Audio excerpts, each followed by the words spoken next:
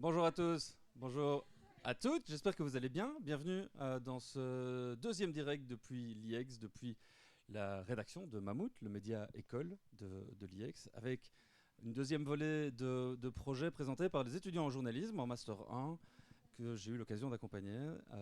Ils travaillent depuis 3 mois sur des projets d'enquête. C'est des projets qui vont les mener pendant plus d'un an à travers la Belgique, mais aussi en dehors des frontières de la Belgique, à travers des thématiques dont ils vont vous parler évidemment aujourd'hui. On a déjà eu 6 projets qui ont été présentés la semaine dernière. Et on va pouvoir en découvrir 6 nouveaux aujourd'hui, 7 nouveaux d'ailleurs aujourd'hui. Toute la rédac est prête, les étudiants aussi. On va laisser un peu le temps aux gens du chat d'arriver. Bonjour à tous. Que vous arriviez directement sur Twitch ou que vous soyez sur Mammouth, donc la page média de Mammouth, ou bien l'Open Newsroom, voire même sur LinkedIn ou sur YouTube, ou voire même sur Twitter, puisque ce flux est diffusé at large, comme on dit, pour essayer de donner un maximum d'impact à tous ces projets qui sont présentés par ces étudiants. Des étudiants qui nous ont rejoints ici sur le plateau. Bonjour les gars, puisque que des mecs dans ce groupe-là, ce qui est rare à l'IEX d'ailleurs, parce qu'il y a quand même pas mal de femmes. Vous allez bien? Ça va. Ça va la Ça semaine? va. Ça a été pas trop difficile? Bon, intense, mais Ouais. honnêtement, Ah, ça c'est va. le but, hein. Oui. On monte en puissance avec des projets. Premier projet présenté aujourd'hui. N'hésitez pas dans les chats si vous avez des questions, si vous avez des remarques, on vous donnera évidemment tous les liens pour aller découvrir les projets qu'on va vous présenter aujourd'hui. Salut Max dans le chat. Premier projet. C'est quoi le problème? C'est quoi la thématique à laquelle vous êtes attaqué? Bon, nous, c'est le Grand Paris 9-3. Et en fait, le Grand Paris 9-3, c'est justement, on va traiter la problématique de l'impact que les Jeux Olympiques auront en Seine-Saint-Denis. Donc, pour mettre un peu les choses dans le contexte, Paris va accueillir les Jeux Olympiques en 2024. Mhm. Et dans les grandes lignes du dossier de candidature, la question de l'héritage était souvent soulignée. Mhm. On a remarqué que les promesses n'étaient pas toujours tenues. Enfin, on sait que beaucoup de promesses seront tenues, mais qu'il y en aura qui ne vont pas être tenues. Et il y en a déjà maintenant Oui, parce que qui ne c'est sont que pas. dans 2 ans. Oui, c'est ça. C'est que Mhm. dans 2 ans. Ça peut être une force ou pas, hein, le fait que ce soit dans 2 ans, ça peut être une force parce qu'on va prendre le temps. On peut voir Mhm. justement ce qui se passe maintenant. Et ça peut être un problème parce qu'on ne sait pas voir l'après. Mais pour ça, on va se baser sur des Mhm. choses qui ont déjà eu lieu, comme Londres en Mais 2012. justement, qu'est-ce qui a fait que vous êtes intéressé à ce sujet parce que c'est pas en Belgique, et puis c'est dans 2 ans. Qu'est-ce qui fait que vous êtes intéressé à ça? En fait, on s'est rendu compte qu'il y a beaucoup de compétitions sportives voilà, et qu'en fait, à chaque fois, il y avait un problème politique derrière. Que ce soit là dernièrement à Pékin avec les Jeux Olympiques d'hiver, que ce soit avec la Coupe du Monde qui va arriver au Qatar. Et en fait, c'est pareil pour les Jeux Olympiques à Paris. Et Paris, c'est jamais qu'à 4 heures d'ici. Mhm. Donc, c'est une superbe opportunité de pouvoir traiter ce sujet-là maintenant. Et donc voilà, Mhm. motivé. Quelle forme est-ce que ça va prendre cette enquête? Comment est-ce que vous allez travailler là-dessus? Alors, d'abord, on voulait partir sur un reportage, une enquête vidéo. Après, on s'est dit, ouais, ça va quand même être compliqué de montrer tiens, là, ce sera une piscine alors qu'elle n'est pas là, ou quelque chose qui n'est plus là. Donc, en fait, finalement, on part sur un format web pour 2 raisons. Le web, c'est le média d'aujourd'hui et de demain. Et puis, ça nous laisse une liberté de format extraordinaire. Et comme ça, on pourra à chaque fois s'adapter à l'intervenant, aux infrastructures qu'on verra là-bas, et pour faire des capsules vidéo, des podcasts, des articles écrits. Vraiment, on se laisse le libre jeu pour cette Pour enquête. s'adapter aussi au public, C'est ça, tout à qui fait. forcément va être en attente d'un certain nombre de choses. Exactement. Ok, super. Où est-ce qu'on peut voir l'évolution de votre projet? Qu'est-ce qui va se passer entre aujourd'hui et janvier l'an prochain? Ben déjà, on est présent sur les réseaux sociaux. Mhm. Le Paris 9-3 en un mot. 9 en lettres, 3 en chiffres. Euh, et alors, donc on va nous suivre tout au long de notre enquête sur les réseaux sociaux. Et enfin, un site web sortira à la fin du projet avec vraiment tout ce qu'on aura collecté, et de belles expériences qu'on aura vécues. Mhm. Et évidemment, on peut nous retrouver sur la page du crowdfunding pour nous soutenir, quoi, parce que là, je fais la passe décisive à Romain qui va peut-être parler du crowdfunding. Mais oui, du coup, ça fait 3 jours qu'on travaille pour mettre sur pied ce crowdfunding, réfléchir un petit peu à tout ça. Et on a mis en place 3 paliers. Mhm. Donc le premier palier qui nous permettra du coup de payer nos déplacements à Paris, mais aussi à Londres, pour aller constater l'héritage de ces JO en 2012. Mhm. Le deuxième palier qui nous permettra d'avoir notre propre matériel, du matériel son, du matériel vidéo. Alors on en a à Liège qu'on peut louer, mais c'est vrai que c'est toujours plus facile d'avoir du matériel à soi. Et le troisième palier, voilà, si on l'atteint, ce serait vraiment incroyable, c'est à 3 500 €. On pourrait s'aider de professionnels, en fait, s'entourer de motion designers, de web graphistes qui pourraient animer notre site web, le rendre plus interactif et permettre vraiment une vraie expérience immersive aux gens sur notre site à la fin de ce projet. On l'espère, donc voilà, c'est notre premier grand projet, donc on espère qu'il y aura beaucoup de gens pour nous soutenir. Ça peut en tout cas devenir une chouette carte de visite pour Bien sûr. votre entrée dans la vie professionnelle. Alors, on est en train de voir vos réseaux sociaux, ça va être une part importante aussi du boulot que vous allez faire, puisque forcément c'est dans 2 ans, donc on ne pourra pas montrer les JO en cours de route ici. Vous allez aller au-delà de l'échéance de janvier l'an prochain, puisqu'il y a un jury, voilà, ça fait partie de votre cursus scolaire, mais l'envie aussi c'est de se dire si ça prend, c'est peut-être d'aller plus loin aussi. Ouais, clairement, vous avez mis le doigt dessus. On se dit qu'on se lance dans un projet d'un an, 1 an et demi, et qu'on va essayer d'exploiter tout ce qui arrive, mais c'est sûr que l'après va être très intéressant. Il y a des promesses qui sont faites sur les années qui suivent, et on va pouvoir voir évoluer. Et ce qu'on se dit, c'est ce qu'on va déceler à la base ici maintenant en investigation. On va vraiment voir les réelles conséquences à long terme, et donc on aura déjà mis le doigt sur certaines choses qui vont prendre encore plus d'ampleur. Et donc ça va vraiment être très intéressant à observer. Donc oui, il y a le jury, mais après il y a le projet journalistique qui peut continuer, bien évidemment, et vivre plus longtemps. Cool. Un dernier mot pour la route. Soutenez-nous. C'est une bonne façon de conclure, mais effectivement c'est important parce que voilà, c'est un projet au long cours. Et donc on peut venir vous rejoindre. Vous allez les mettre tout de suite évidemment dans le salut sur Facebook. Vous allez mettre les liens pour qu'on puisse aller retrouver votre crowdfunding, vos réseaux sociaux et vous retrouver tout au long de ce projet. Bonne chance pour la suite. Merci. Merci à vous.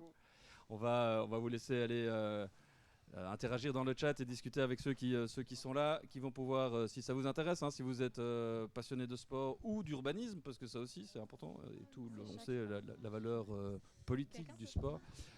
N'hésitez pas à aller les suivre, n'hésitez pas non plus à aller sur fun.ix.be, vous allez retrouver toutes les autres enquêtes aussi des semaines précédentes.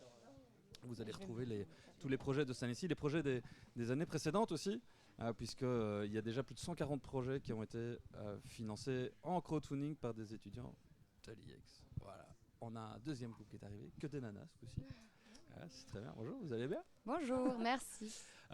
Nouveau projet, nouveau groupe. C'est quoi votre projet? C'est quoi votre sujet? Alors nous, on est Justice à guichet fermé. On est un groupe de 5 jeunes femmes. Enfin, il y en a une qui n'est pas là pour le moment pour des raisons de santé, mais voilà.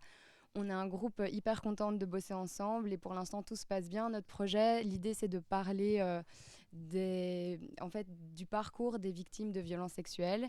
Et en fait, on a été marquées toutes par une affaire qui s'est passée en novembre 2019. C'était l'affaire du faux collecto. En fait, c'est une étudiante de l'ULB qui a annoncé sur les réseaux sociaux qu'elle s'était faite violer par un chauffeur de faux collecto. Et en fait, cette affaire, elle a fait vraiment beaucoup de bruit. On a toutes été fort choquées par ça. Et en analysant un peu l'affaire, on s'est rendu compte qu'en fait, il a fallu une 9e agression pour que la justice agisse concrètement. Et en fait, en se renseignant encore plus, on s'est rendu compte que ça bloquait pas mal au niveau de la plainte et de l'accueil des victimes. Donc voilà, on a décidé de se pencher là-dessus. Sujet évidemment hyper concernant, hyper concerné et qui a déjà commencé il y a quelques années, on l'a vu.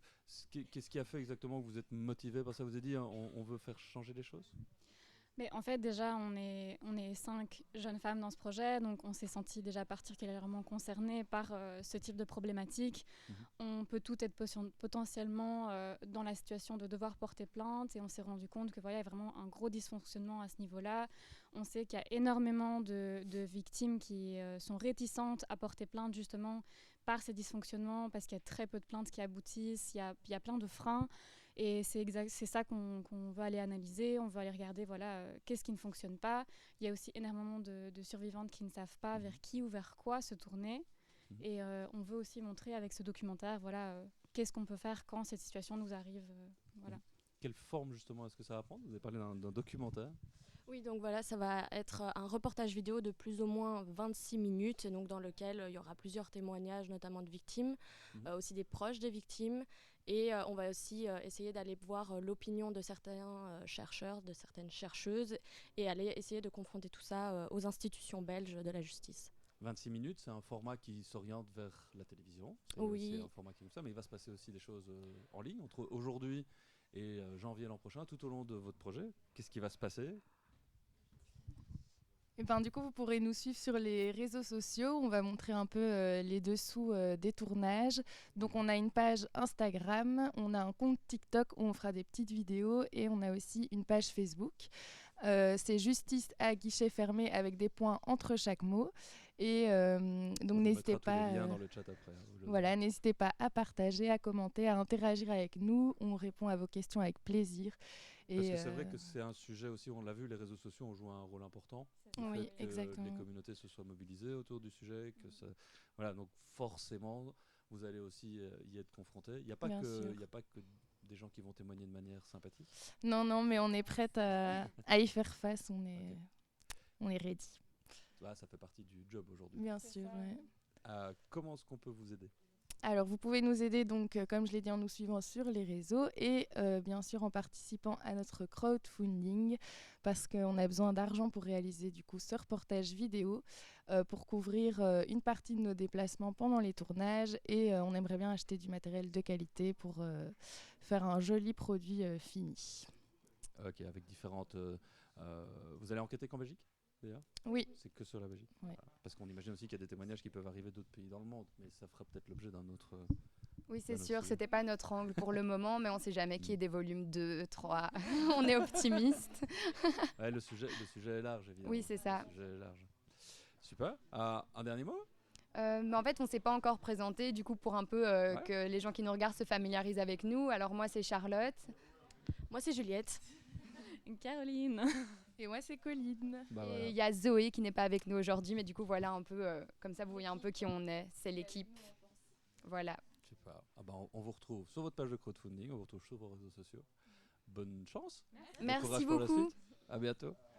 On À va laisser les autres venir nous rejoindre, l'équipe suivante va venir s'installer. Donc n'hésitez pas, hein, si vous avez envie de retrouver tous les projets, à aller voir sur fund.iex.be. Vous allez pouvoir retrouver tous les projets qui sont présentés ce matin et puis tous ceux aussi qui ont été présentés la semaine dernière. Il y a 6 projets qui sont déjà en cours, avec déjà des projets qui ont dépassé le premier palier sur lequel ils voulaient se fixer pour aller chercher des coups de main pour pouvoir avancer. On a la troisième équipe qui vient d'arriver, donc on va les accueillir. Hop. Comment ça va ? Ça va bien. Bien. Vous êtes 3 ? On est 3. C'est un petit groupe. D'habitude, les groupes sont un peu plus grands. C'est un choix de bosser à 3 ? C'est un chiffre porte-bonheur. C'est un chiffre porte-bonheur déjà. Ok. C'est plutôt bien. La triade qui ira loin, on espère. C'est une charge de travail intense, mais on est soudés en tout cas. Okay. On est motivés. Et c'est quoi le projet sur lequel vous allez travailler ? En gros, nous, on se penche sur la réalité des travailleurs, des travailleuses du nettoyage, donc en Belgique, et particulièrement les personnes qui nettoient nos bureaux, nos écoles, nos lieux de vie, en gros. Okay. Et l'idée est venue de la pandémie, clairement. Okay. Pendant que nous, on télétravaillait ou télé-étudiait, il y a des gens qui continuaient à assurer en fait, les soins de base. Donc que ce soit les infirmières dans les hôpitaux, les caissières dans les supermarchés. Et on s'est rendu compte qu'il y avait des travailleurs, des travailleuses qui étaient encore plus invisibilisés, en fait, encore plus exposés au virus aussi. Et c'est pour ça que ça nous a semblé important de donner un espace de parole, en fait, et de se pencher sur leur cas à elles et à eux, d'autant plus que c'est des jobs où la précarité est extrême, en fait. Oui, et il s'est passé des choses ailleurs dans le monde, en France, je pense, qui vous ont mis un peu la puce à l'oreille aussi. C'est ça qui a fait que vous dites, tiens, il y a de la matière, là, il y a des choses à aller chercher, il y a des voix à porter. Il y a effectivement le timing joue un peu en notre faveur parce qu'il y a plusieurs mobilisations et plusieurs formes de résistance qui prennent forme dans ce milieu-là.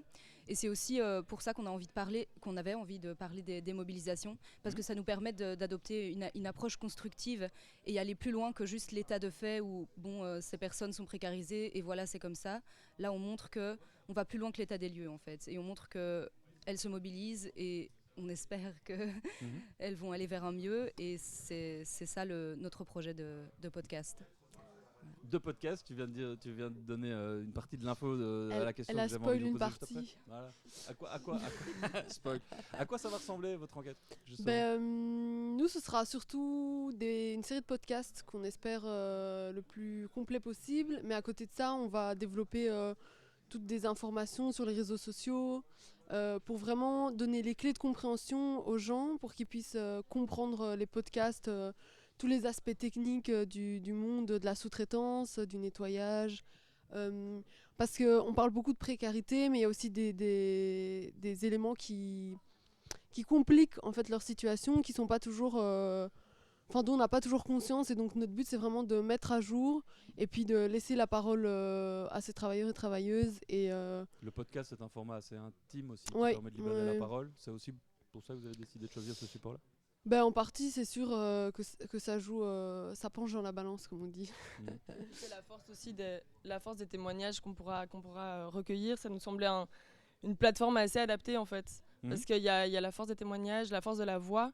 Et puis c'est pas forcément évident de parler face cam pour des personnes qui n'ont peut-être pas le choix aussi de parler à visage découvert. Et puis par rapport plus au fond, je pense que c'est vraiment un sujet aussi qui recoupe tellement de questions sociales différentes. Il y a autant des questions d'inégalité de genre, de classe, de race, que des questions d'immigration, que des questions de politique libérale aussi du droit au travail. Donc tout ça, c'est pas très sexy, mais on va essayer de le rendre un peu compréhensible en fait. Et ça fait partie de votre job de journaliste, de s'impliquer sur ces matières-là. On va Je pose volontairement la question. On va pas donner un petit cours de comment fonctionne la sous-traitance, mais c'est vraiment à travers les témoignages qu'on va recueillir, montrer les effets et les impacts et comment est-ce que ces travailleurs et travailleuses vivent la chose et comment ils et elles se démerdent en fait. Voilà. Ouais. Comment on fait pour vous aider? Alors déjà, vous pouvez aller nous suivre sur les réseaux sociaux. C'est du contenu gratuit et ça nous aide et ça vous permet de voir l'avancée du projet. Donc ça c'est chouette. Ouais. Et d'en apprendre beaucoup. Clean My Rights sur Facebook. On vous mettra tous les liens, je suis en train de les montrer à l'écran. Et aussi participer à notre crowdfunding qui nous permettra de réaliser le projet dans de meilleures conditions, dans les meilleures conditions possibles. Donc voilà, n'hésitez pas. On a plein de chouettes contreparties. Ouais. Évidemment, c'est l'objectif aussi quand on travaille sur ces enjeux-là avec les étudiants en journalisme, c'est de leur faire prendre conscience de ce que ça vaut aussi le travail des journalistes. Et on sait que c'est pas tous les jours facile, mais il y a moyen de se réinventer aussi. Et voilà, le crowdfunding est une des façons de pouvoir aussi parler d'argent et montrer que c'est pas sale. Et de garantir un journalisme indépendant et de qualité. Voilà, c'est bien. On a même quelques punchlines qui sortent en même temps. C'est très très bien. Un dernier mot pour la route?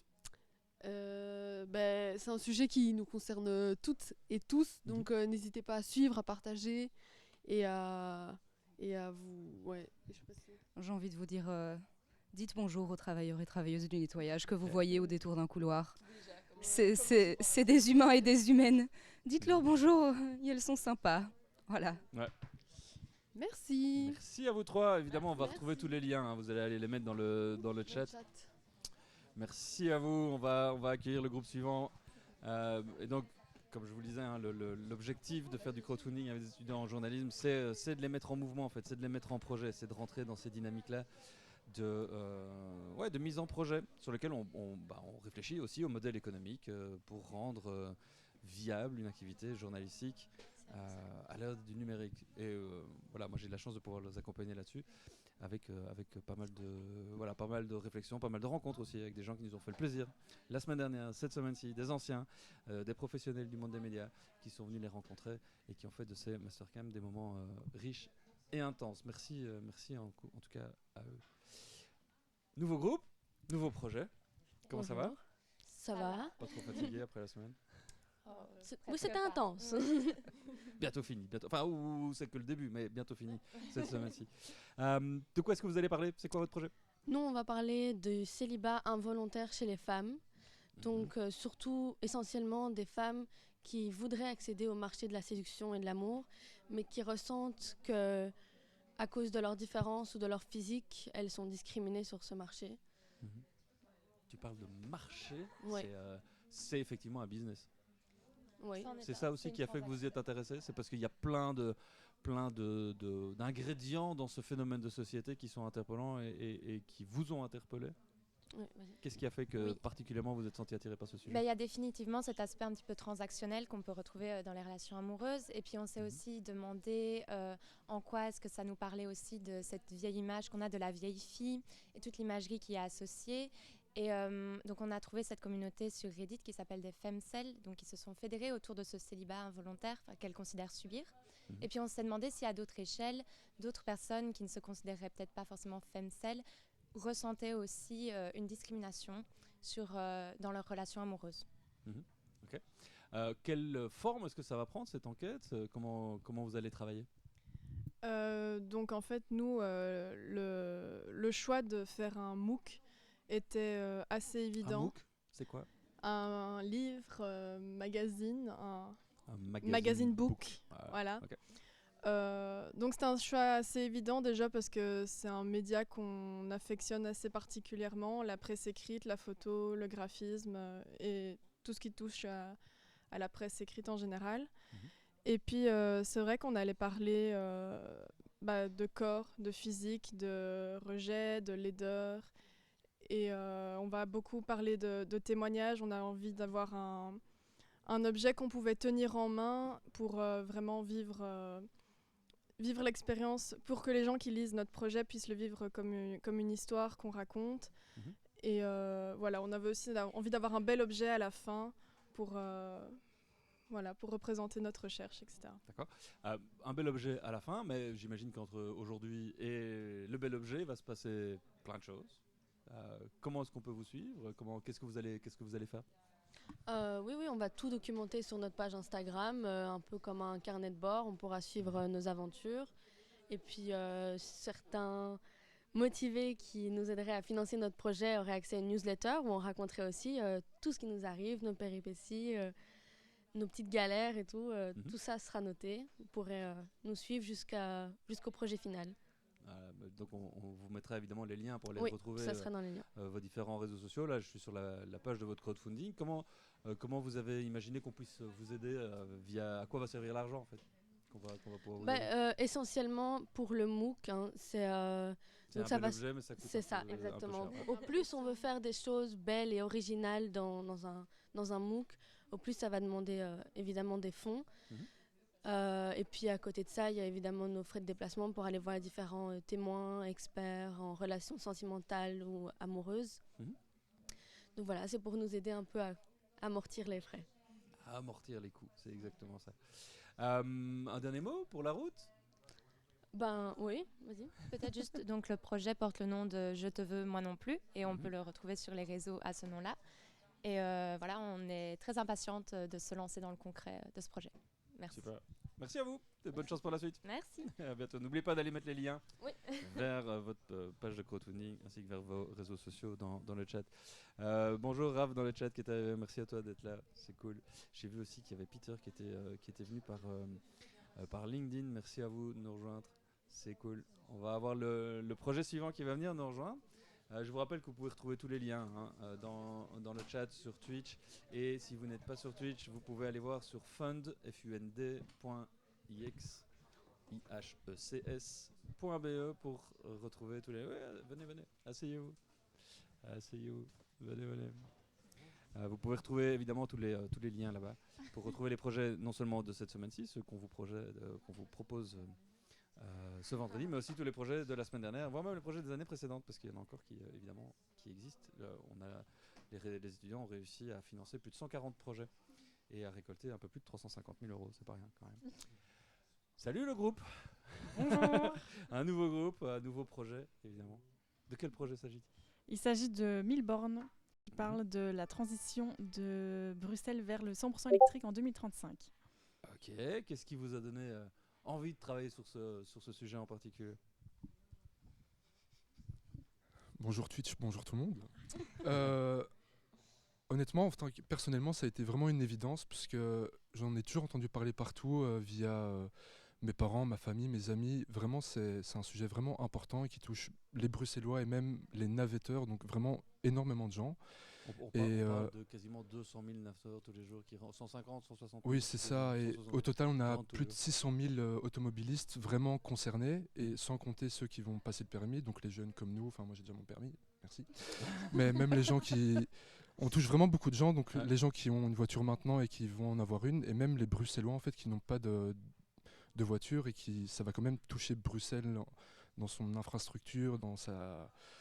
Voilà, donc dans son paysage. Donc vraiment, ça a été une évidence, parce que j'en entendais toujours parler depuis un petit temps. Et ouais, je crois que c'est vraiment un projet qui peut être pertinent et intéressant. Ça va poser des problèmes logistiques importants. Il y a combien de bornes là, jusqu'à présent qui sont déjà installées? C'est rien du tout par rapport à ce qui devrait y avoir. Pour le moment, il y a 500 bornes qui sont installées dans la région. Et pour 2035, le gouvernement aimerait en installer 11 000. Donc on aimerait bien... C'est demain, c'est dans 10 ans, un peu plus de 10 ans. C'est dans un peu plus de 10 ans. Donc on a envie de se poser ces questions-là, voir si le projet est tenable du point de vue des bornes, mais aussi de l'approvisionnement en électricité, parce que ça aussi c'est quelque chose qui posera question. Ils veulent que ces bornes soient... que ce soit de l'énergie verte en fait qui alimente ces bornes. C'est une autre question, est-ce que ce sera possible? On sait que c'est compliqué. Donc voilà, il y a plein de problématiques vis-à-vis du chargement de ces voitures qui ne rouleront pas toutes seules. Et c'est ce qu'on a envie d'enquêter. Super. Quel format est-ce que ça va prendre? Comment est-ce que vous allez travailler? Alors, du coup, on va faire une enquête vidéo d'environ 26 minutes. Et alors, oui, ce sera vraiment une enquête, reportage, et on va essayer vraiment de toucher vraiment les gens, en fait, et de faire un fil conducteur par rapport à ça, en fait. Super. Et oui. et j'imagine qu'entre ce reportage de 26 minutes qui sera donc délivré en janvier l'an prochain, dans le jury, il va se passer plein de choses. Quoi et où? Comment est-ce qu'on peut se tenir au courant de l'actualité de ce projet? Parce qu'évidemment, l'actu va bouger aussi. Il y a peut-être 10 ans pour les bornes, mais il va se passer même dans l'année ici. J'imagine que ça va déjà commencer à bouger, quoi. Oui, vas-y, tu dis. Ben, on a déjà beaucoup à faire à Bruxelles, pour commencer. Rencontrer des politiques. Enfin, il y a vraiment... le champ est très, très large. Mais... Après oui, c'est ça le but, c'est déjà de voir ce qui est mis en place, ce qui va être mis en place. Peut-être qu'en un an, ça va déjà changer. Et à côté de ça, il y a aussi un très gros dossier d'actualité à suivre, c'est la sortie du nucléaire, qui est fortement lié du coup à cette transition écologique. Donc voilà, il y a plein de choses à faire. Super. Quelle forme est-ce que ça va prendre? Donc ça, on le sait, ça va être de la vidéo. Où est-ce qu'on peut suivre cette actualité? Comment est-ce que vous allez communiquer tout ça? Comment vous allez interagir avec le public? Alors on a créé une page Instagram qui s'appelle 1000 bornes avec un underscore à la fin. On est aussi sur Facebook, donc on va communiquer principalement sur ces deux plateformes-là. Et alors on va aussi avoir une page Twitter sur laquelle on va poster des actualités liées au sujet, justement parce que c'est un sujet très chaud qui est en évolution. Donc voilà, ce seront les 3 réseaux principaux sur lesquels on sera présent. Et évidemment, on peut vous donner un coup de main pour vous via aider notre à financer ce crowdfunding. projet. Comment ça va se passer, ça? Je montre en même temps la page de votre crowdfunding. donc on on a... mettra le lien dans le chat. Ouais, on a pour objectif de récolter 3 000 € au total. Cette somme nous permettrait d'être vraiment à l'aise dans la construction et la réalisation de notre reportage. Ça comprendra les frais techniques, donc le matériel audiovisuel, tous nos frais de déplacement à travers la Belgique. Éventuellement aussi avoir des professionnels qui pourraient nous aider sur le graphisme de notre reportage ou le montage. Je ne sais pas si vous voyez d'autres choses, mais éventuellement une voix off. Enfin, ouais. Donc 3 000 €, ça nous permettra d'être vraiment à l'aise dans notre projet. Super. Donc on peut vous rejoindre sur les réseaux sociaux dès aujourd'hui pour venir voir un peu tout ce que vous faites. Un dernier mot pour la route, sans mauvais jeu de mots. Mettez vos ceintures et soyez prêts pour ce et long vous voyage. Prévu en plus. Bien joué. Bien joué. Merci à vous. C'est cool. On va vous laisser aller mettre les liens évidemment dans le chat pour retrouver ce projet 1000 bornes. Que vous soyez bruxellois ou pas, c'est un sujet qui évidemment la transition énergétique, la transition aussi en termes de mobilité. Quand ces deux thématiques-là se rencontrent, ça fait des étincelles et forcément ça pose plein de questions. On a On a un groupe, ouais, on va essayer de pas exploser les panneaux LED tout de suite. On a encore 2 groupes qui vont nous rejoindre. Venez. N'hésitez pas à aller sur fun.ix.be pour retrouver tous les autres projets. Et puis dans le chat, ici sur Twitch, pour retrouver les projets dont on vient parler. Nouveau groupe, Bonjour. nouveau projet. Comment ça va? Ça va bien. Bien. C'est quoi le problème? C'est quoi la thématique que vous avez décidé d'attaquer? Quelqu'un veut parler? Bon. Donc nous comptons faire en fait une enquête marketing et sociologique sur le thème de la mode unisexe. Pourquoi? Parce qu'en fait on a remarqué que pas mal d'enseignes se servaient justement de ce prétexte genderless pour faire du marketing. Ils ne saisissent pas vraiment le sens et le concept de neutralité. Et donc nous avons décidé d'enquêter là-dessus sous le format d'un magazine de mode. Bien. Voilà. Qu'est-ce qui a fait que vous vous êtes intéressé à ce sujet en particulier? J'allais dire justement, tout d'abord, c'est un questionnement, c'est quelque chose qu'on se pose. C'est pas une affirmation de dire que les enseignes font du genderless que pour le marketing, quoi. C'est une question qu'on va découvrir au fur et à mesure de notre enquête. D'accord. Voilà. Et la question, c'était? Ah oui, la question, c'est qu'est-ce qui fait que vous êtes particulièrement intéressé à ça? Qu'est-ce qui fait qu'aujourd'hui, en 2022, c'est un sujet qui vous a intéressé? Je pense qu'on est un peu toutes concernées parce que nous, on aime quand même bien la mode, toutes les trois déjà de base. Et en plus, nous, je crois qu'on s'est posé quelques questions, en tout cas. Je pense, plus on avance, plus on se dit, mais pourquoi on devrait acheter nos vêtements comme ça, ça? Pourquoi moi, j'ai envie de mettre un suite de mec? Qu'est-ce qui m'en empêche? Et du coup, on s'est dit, aussi inversement, peut-être pour les garçons, c'est un peu plus compliqué de s'habiller, apporter des vêtements qui sont normalement conçus. Normalement, avec tous les guillemets. Qui sont conçus pour les femmes. Et au final, on s'est demandé vraiment qu'est-ce qui empêche, en fait. Pourquoi il y a cette binarité là toujours. Du coup, c'est un peu les questions qu'on se pose. Et je trouve que c'est quand même une question dans l'air du temps, en fait. C'est un peu la mode qui commence à changer tout doucement, et je crois qu'on est au début, mais on va essayer d'un peu creuser tout ça, quoi. Très bien. Et quelle forme est-ce que va prendre cette enquête? Alors, tu as spoilé un peu, mais je repose la question. Quelle forme va prendre cette enquête? Donc, en fait, on va faire un magazine de mode qui reprendra vraiment un patchwork de formats, donc des éditos, des enquêtes, des longs formats, des analyses, donc des chroniques. Ça sera vraiment très varié. Nous comptons vraiment interviewer plein de personnes différentes, plein de profils différents. Donc des experts, donc sociologues, anthropologues, etc. Ensuite, des personnes directement concernées. Je vais prendre l'exemple de personnes, par exemple, non binaires qui s'habillent dans des rayons, dans les rayons unisex, entre autres. Et voilà. Les créateurs, effectivement, et donc nous comptons partir à Paris. Donc notre enquête en fait sera basée ici en Belgique et à Paris. Paris, pourquoi? Parce que c'est la capitale de la mode. C'est là une des capitales de la mode, oui, mais une des capitales de la plus mode. Proche, en tout cas. Voilà. Et en tout cas, on l'a remarqué au fil de nos recherches, c'est vraiment l'une des capitales de la mode où se développe le plus en fait la mode genderless. Et donc ça, c'est vraiment sympa. D'accord. Voilà. Super. Comment est-ce qu'on peut suivre l'évolution de votre projet, puisqu'il va se passer des choses entre aujourd'hui et janvier l'an prochain, quand vous sortirez ce magazine? Alors, c'est très simple. On est visible plutôt sur les réseaux sociaux, donc Facebook, Instagram, Twitter, TikTok également. Okay. Et donc, c'est collection unisex. Et voilà, toutes les informations nécessaires. Les liens vont arriver dans le chat. Et on peut aussi vous donner un coup de main pour vous aider. Bien sûr. Donc évidemment, vous pouvez nous donner un coup de main, tout ce qui est transport matériel, tout ce qui est appareil photo, etc. Et notre voyage jusqu'à Paris aussi, parce qu'on sait bien que Paris, c'est un peu... On n'y va pas à la rame. C'est quand même assez conséquent. Et du coup, on a notre crowdfunding, où on vous demande la somme de 3 000 €, du coup, pour vraiment... ouais. Si vous voulez bien, quoi, évidemment, c'est plutôt un objectif plutôt qu'une... Et avec toute une série... financer tout ce qui est... qui permet de financer tout ce qui est sur voyage, matériel, etc. quoi. Et il y a toute une série de contreparties que vous avez prévues pour récompenser vos soutiens. Ouais. Merci à vous trois. Merci à vous. Bonne chance pour la suite. Que ça se passe bien. Bah oui. Merci à vous.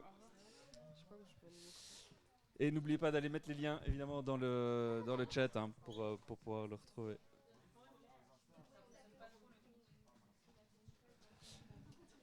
Allez, venez. On a un dernier groupe. Hop là, merci. Hop. Encore un groupe, encore un projet. Comment ça va? Ça va très bien et vous? Oui, ça va bien, ça va bien. On est 7e projet. Ouais. De quoi est-ce que vous allez nous parler? C'est le meilleur pour la fin, on est d'accord. On va vous parler des prisons et des maisons de détention. Je vais commencer par donner le micro à Yann. Et je le reprendrai après. Il aime tenir le micro.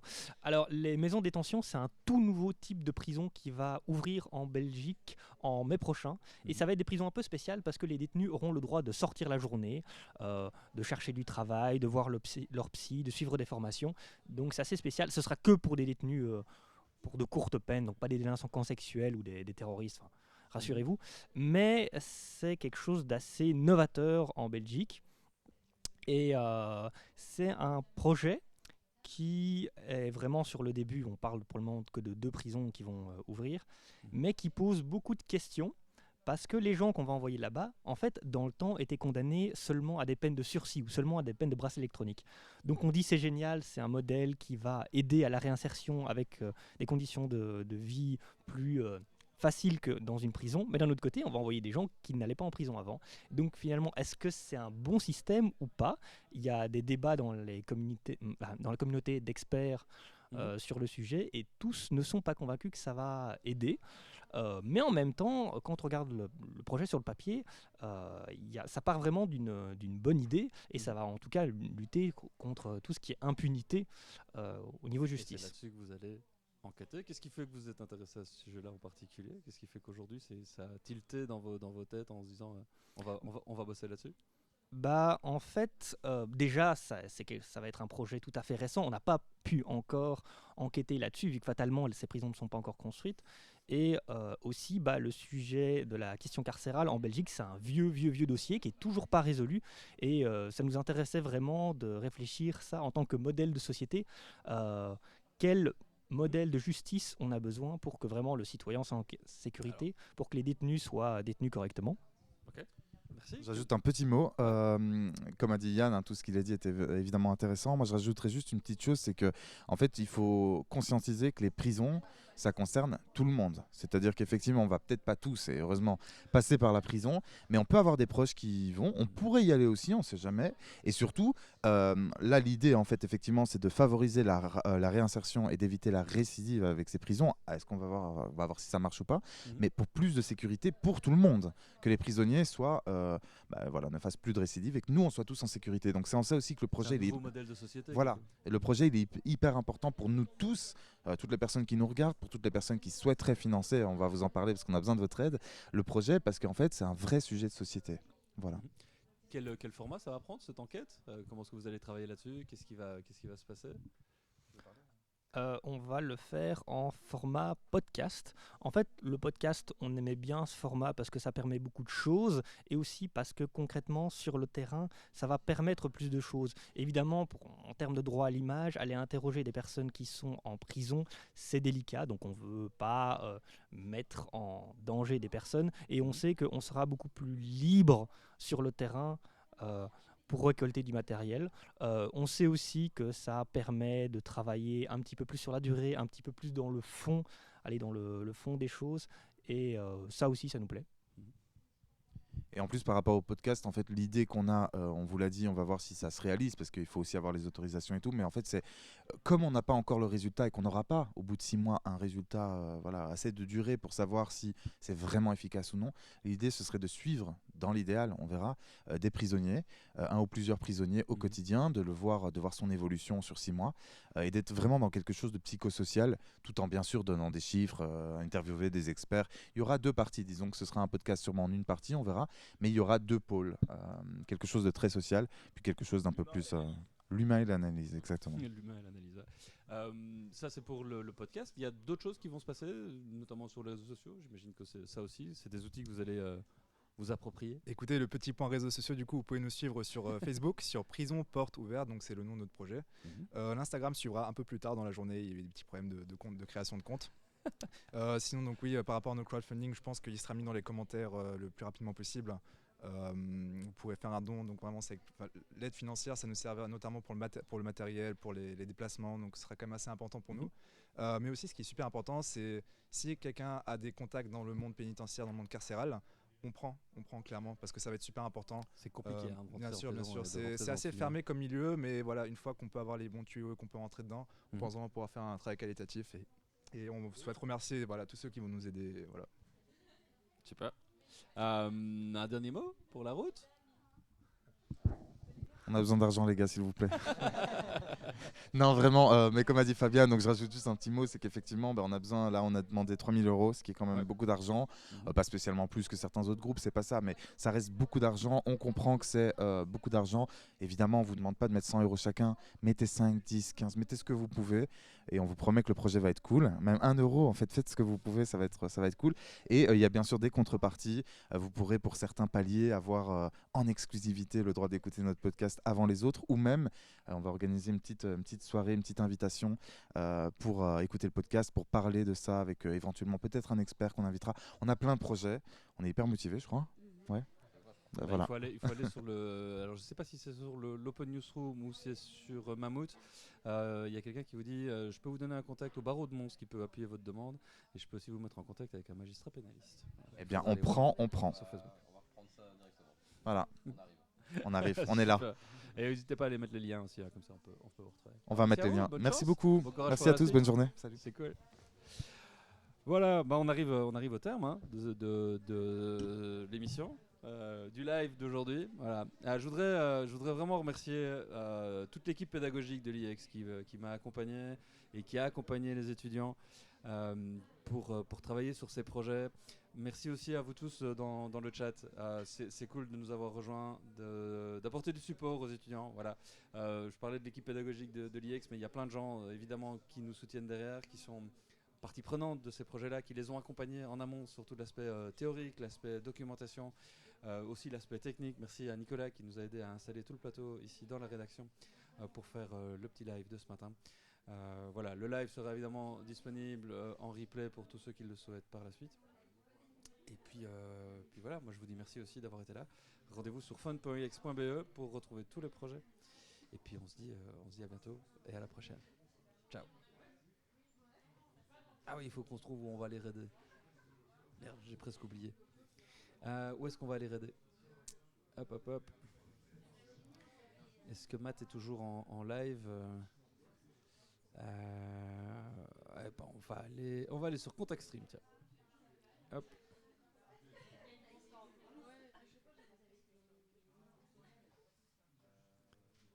Alors normalement, on va pouvoir démarrer. Voilà, ciao tout le monde.